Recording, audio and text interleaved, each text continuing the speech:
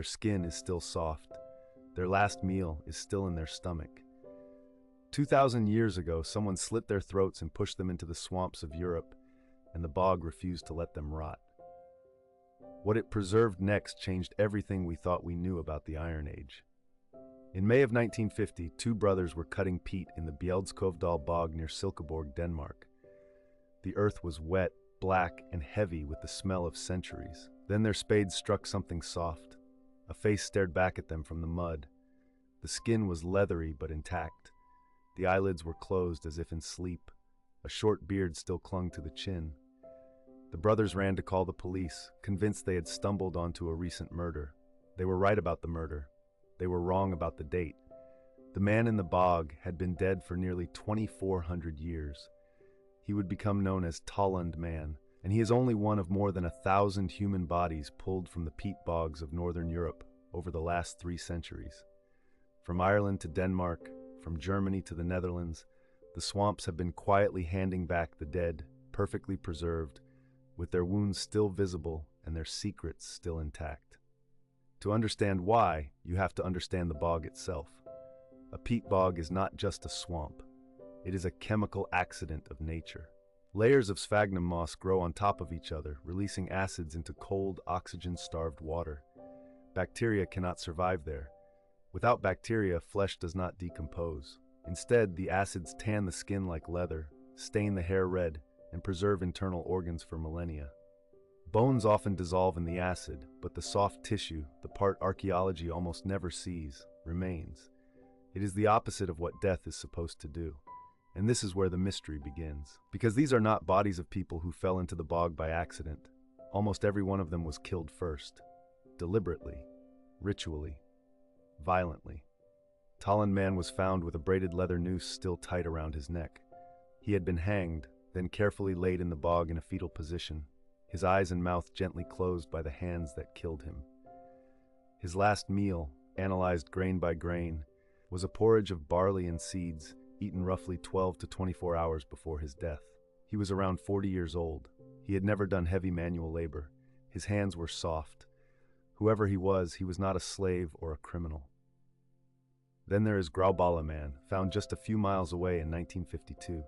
His throat had been slit from ear to ear, so deeply the cut reached his spine. He was naked.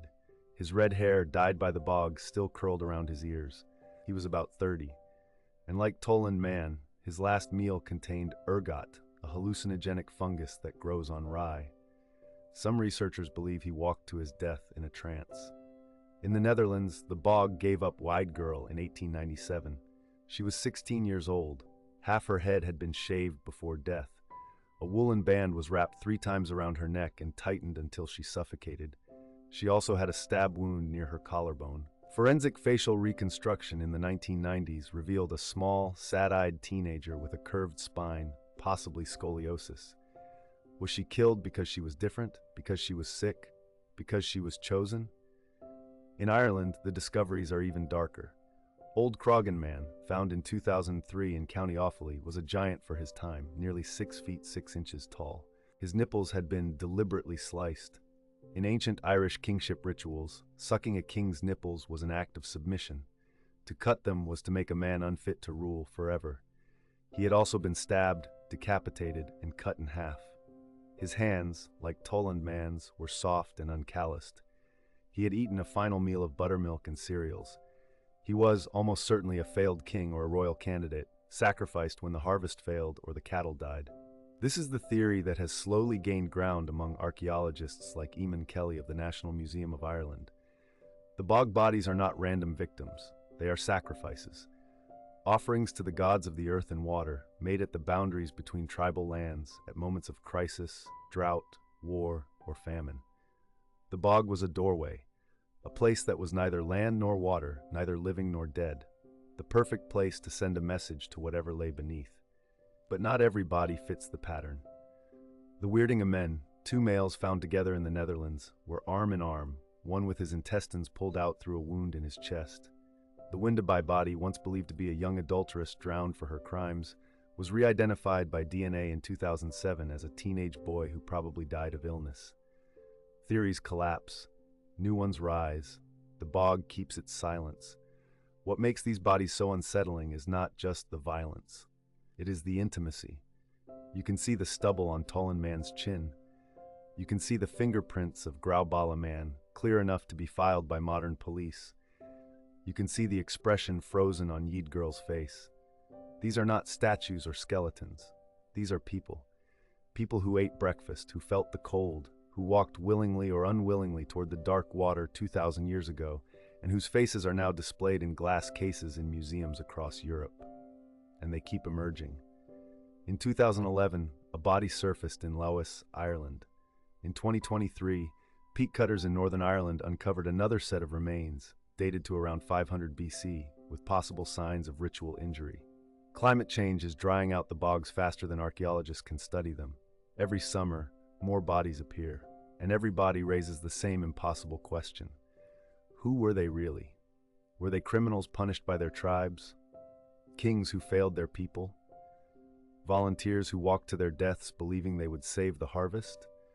Were they offered to gods whose names we have completely forgotten, in ceremonies whose meaning died with the last person who understood them? We will likely never know. The Iron Age people of Northern Europe left no written records. The Romans wrote about them, but only in fragments and with the bias of conquerors. Tacitus mentions that Germanic tribes drowned cowards and deserters in swamps, weighed down with branches. But the bog bodies are far too carefully placed, too well fed, too noble in build to all be cowards. Something else was happening here, something we have lost. What we do know is this. For roughly 1,000 years, from around 500 BC to 500 AD, the people of Northern Europe walked specific human beings into specific bogs, killed them in specific ways, and left them there as gifts.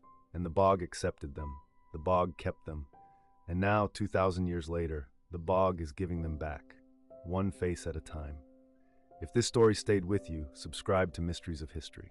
Every week we open another door into the forgotten corners of the past, and the next one we open is darker than this. Hit the bell so you don't miss it.